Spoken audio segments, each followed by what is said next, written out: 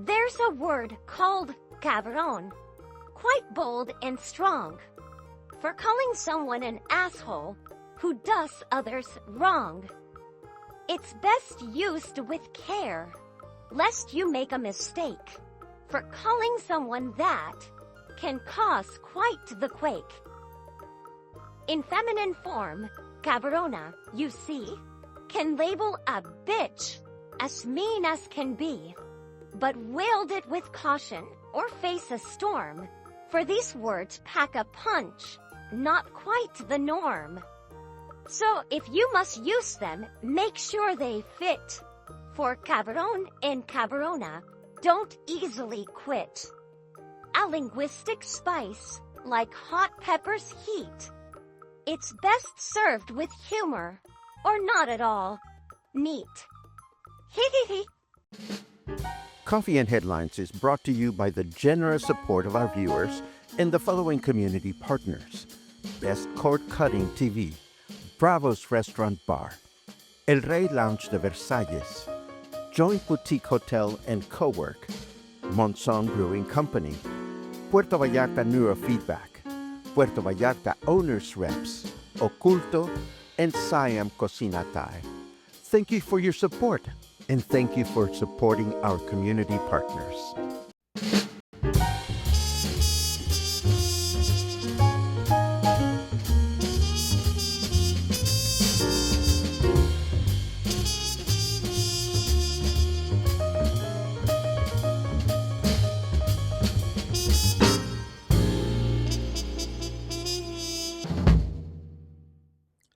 Good morning, everyone. Welcome back to Coffee and Headlines. Dora is back.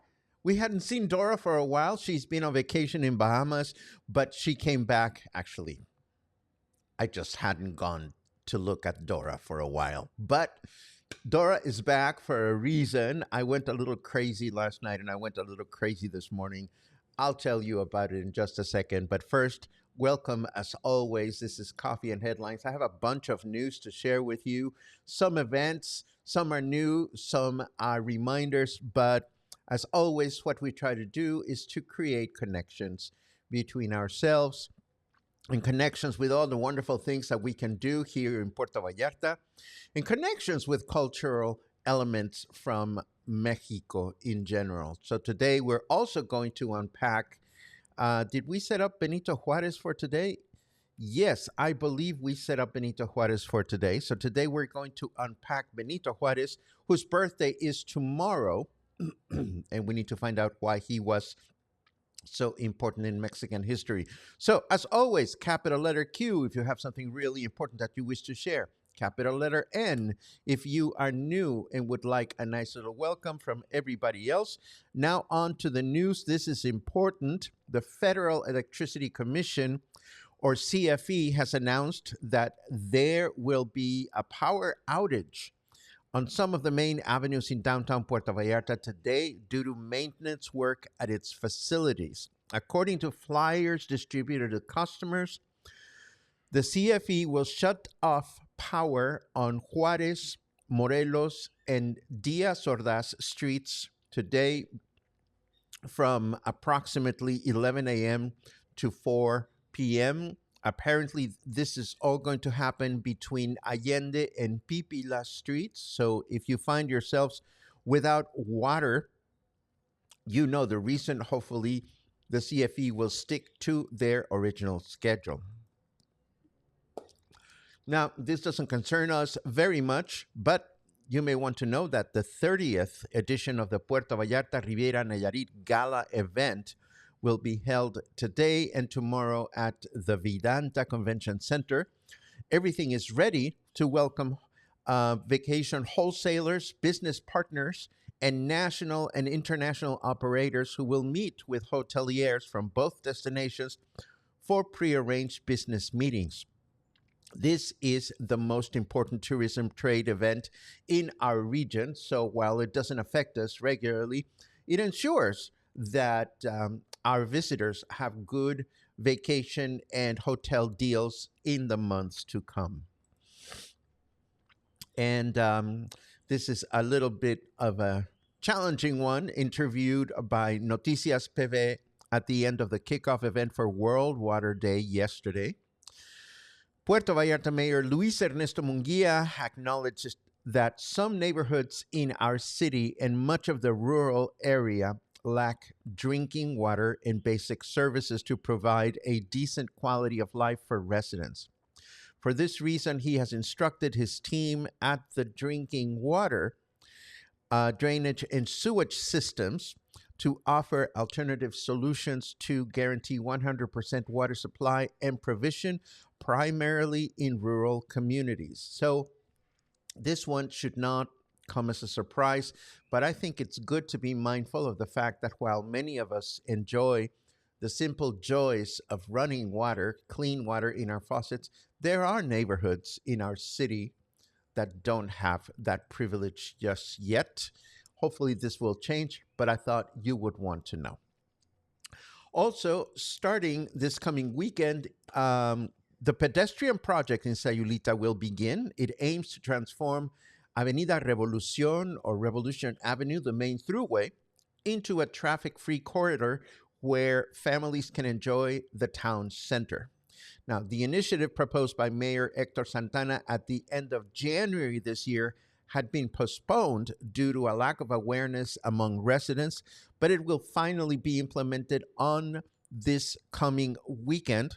So if you're planning on spending any time in Sayulita this weekend, you may have to park your car outside of the downtown area and walk a little bit longer. Actually, I think it's a great idea, but of course, one thing is to have great ideas and another is to put them into practice. And if you find yourselves in Guadalajara, or more specifically in Tlaquepaque in the near future, you'll be pleased to know that rehabilitation work on the iconic building El Parian in Tlaquepaque officially began after the unexpected collapse of part of the building's roof a few months ago. Private investment from local entrepreneurs will total 20 million pesos to restore this important historical heritage site in the region. Now, if you're wondering if you can enjoy the place while it's being repaired, do know that El Parian will operate at 60% capacity, as it has since last September when the incident occurred. And for those of you that are not familiar with El Parian is a beautiful one block large conglomerate of restaurants and bars in the downtown area where you can enjoy a wonderful traditional meal. And at certain times of the day and certain days of the week, there is mariachi music performed live along with dancers and whatnot. It is one of the must-do, must-enjoy things if you are exploring Tlaquepaque for the first time, or if you're going back to Tlaquepaque. I've been back to Tlaquepaque a number of times, and having a meal at El Parian is kind of like a rite of passage. So there you have it. Now let's take a quick look at our weather just to see what's going on out there. Oh, happy birthday to Snarky Weatherman. Apparently Carrot Weather is celebrating its 10th anniversary because our Snarky Weather message says, "Happy 10th birthday to me. Now, what did you get me?" Well, not much of anything. But happy birthday to the people that make this colorful application. It is 22 degrees right now. Humidity is at 67%. And our weather forecast tells us that today we're going to enjoy clear skies throughout the day with a high of 27 and a low of 13. Then tomorrow, Friday, we're going to have clear skies in the morning with mostly cloudy skies in the afternoon, a high of 27 and a low of 13. And then Saturday, we are up. Where is my Saturday? Hold on. Saturday, we are going to have mostly cloudy skies throughout the day with a high of 28 and a low of 13. Now, I've got the sniffles this morning because it's cold out there. Why is Dora back? Well, this is so silly, but I'm going to share just to see what happens. So when I did when I started playing with Dora, it's because I learned how to animate a character using my own voice and then how to modify that voice to make it sound like Dora. But last night I was lying in bed looking at YouTube videos and I found a tutorial on how to animate more than one character in a cartoon, and for that matter, just make a small cartoon, an animated sequence of sorts. And I'm making it sound like it's more than what it is. But this morning I wrapped up my news early and I had time in my hands. So check this silliness that I put together in just 10 minutes. 10 minutes. And here we go. Ah, ah, ha, ha, ha. Ah, ha, ha, ha, ha. Lucha Libre. Ah. Weirdo. Yay. So don't mind me if I go a little crazy with little animations moving forward. It was fun. It was fun. And you should try it one of these days. I made it using Adobe Express and using CapCut. And of course, I recorded my own voice. And I hope we all give ourselves opportunity to keep learning things. And speaking of learning things, today is your opportunity to learn more about La Boheme. Because today we're going to unpack this beautiful opera. If you think opera is not for you, you got to come for this one, because this is the opera. This one and Carmen are the two operas that everybody should be introduced to if you've never been to an opera. So, whoops. Excuse me. I was munching on some almonds earlier, and I think they got caught on my throat. Anyhow, today, 5 o'clock, temperature controlled, comfortable environment.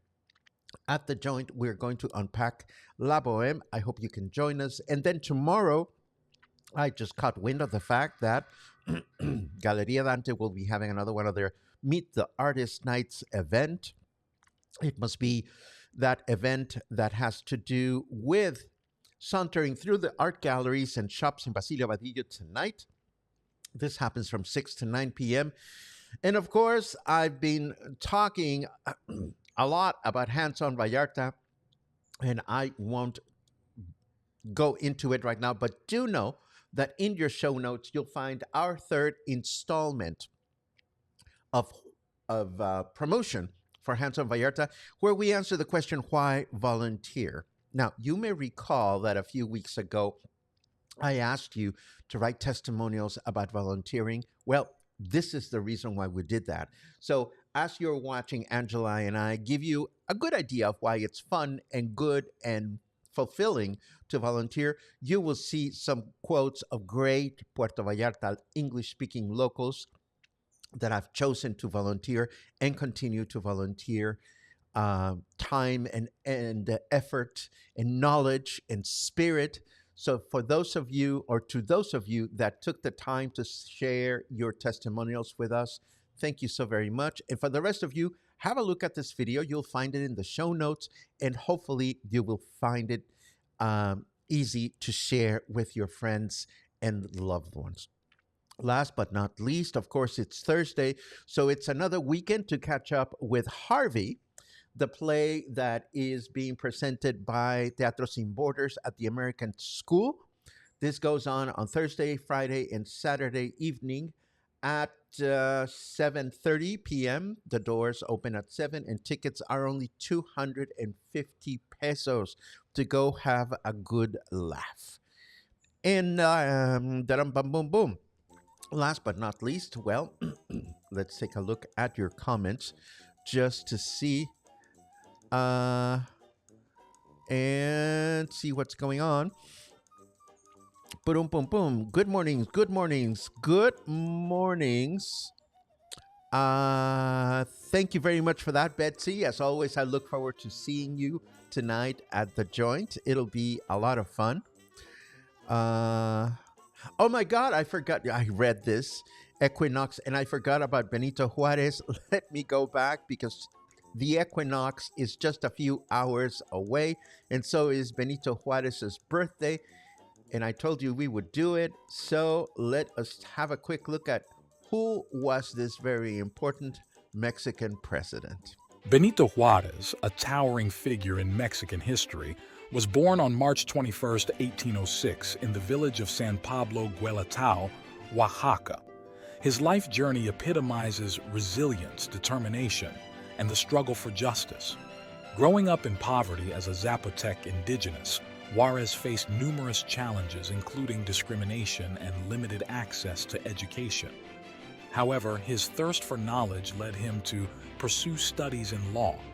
He graduated from the Institute of Sciences and Arts in Oaxaca and began his legal career advocating for indigenous rights.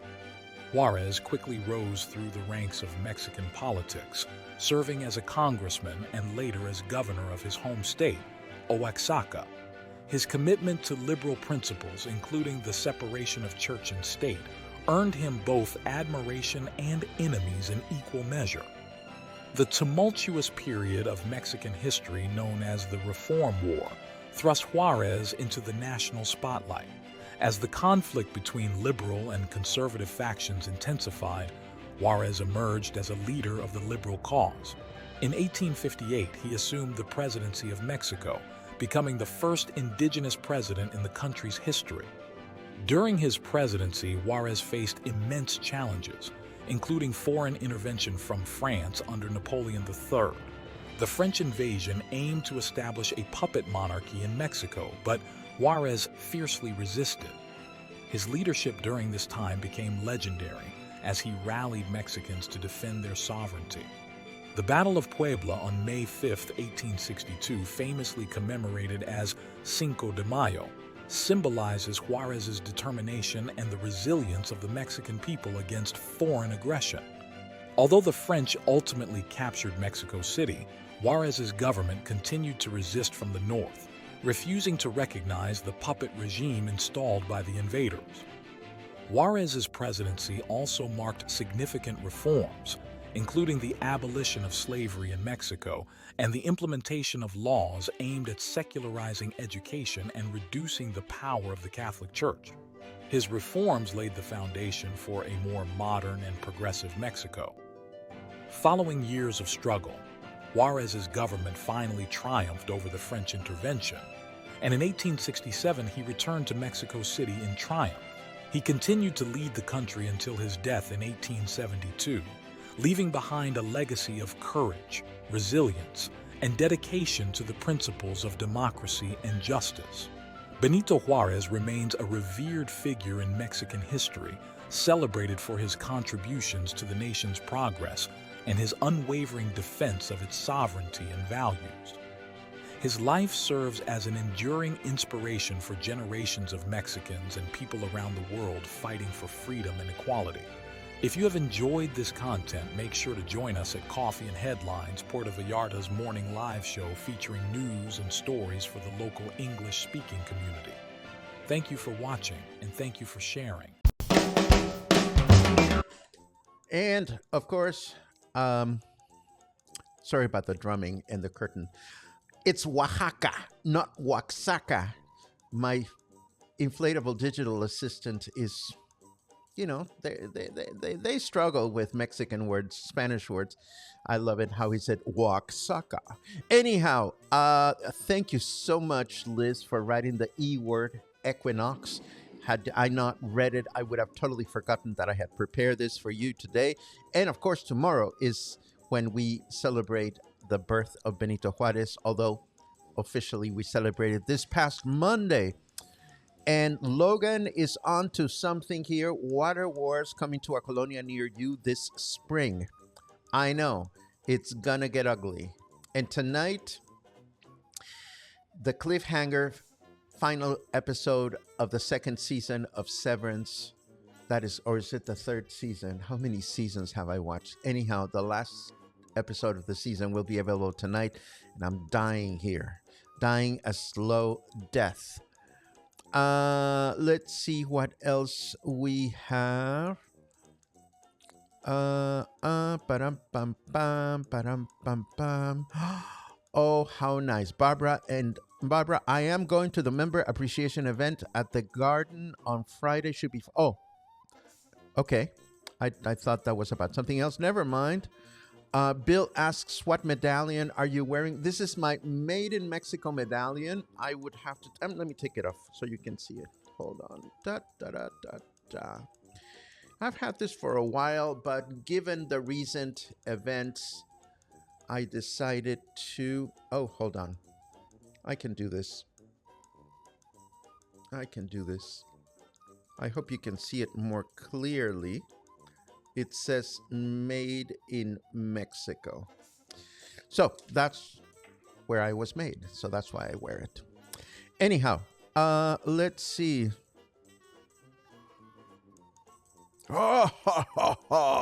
Thank you very much, Laura.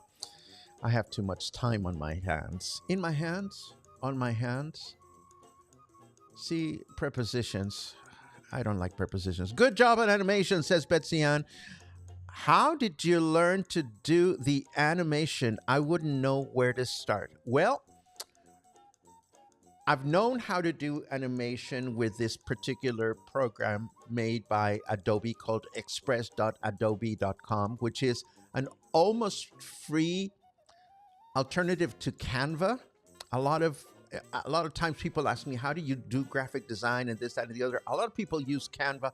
I love Express by Adobe. And in Express by Adobe, you can do all kinds of wonderful things, including animation. So I started looking at some YouTube videos and I was able to figure out how to do this. And it just took me a few minutes. So I was really excited. I may come up with more little stories. And if I start driving you crazy, just let me know. Let's see. Last 6 performances of Harvey at the American School. This show is so much fun. Don't miss it. We just plugged it. Thank you very much to director John Shepard. Thank you very much for bringing that up. And you're very welcome. Let's see. Thanks for the history lesson. It is my pleasure to create those connections. And here's another one. Have there been any other indigenous president since? Not, sorry for the throat clearing. Not specifically, because as time has passed and there's been more cross reproduction. I mean, I think it's kind of like asking, has there been a Native American president in the United States? And where would you find true Native Americans today? There may be some, and I'm sure there are some truly indigenous people here in Mexico. But no, to the best of my knowledge, there has not been another 100% indigenous president in Mexico since Benito Juárez. And this brings us to the end of today. Thank you very much for joining me. Thank you very much for indulging my crazy. And thank you very much in advance for attending La Boheme tonight. It should be a lot of fun. And if I don't see you at La Boheme, well, thank you anyway for being a part of this community. I appreciate it very much. I hope you do too. I'll see you this afternoon. And if not, I'll see you tomorrow morning. Have a good one.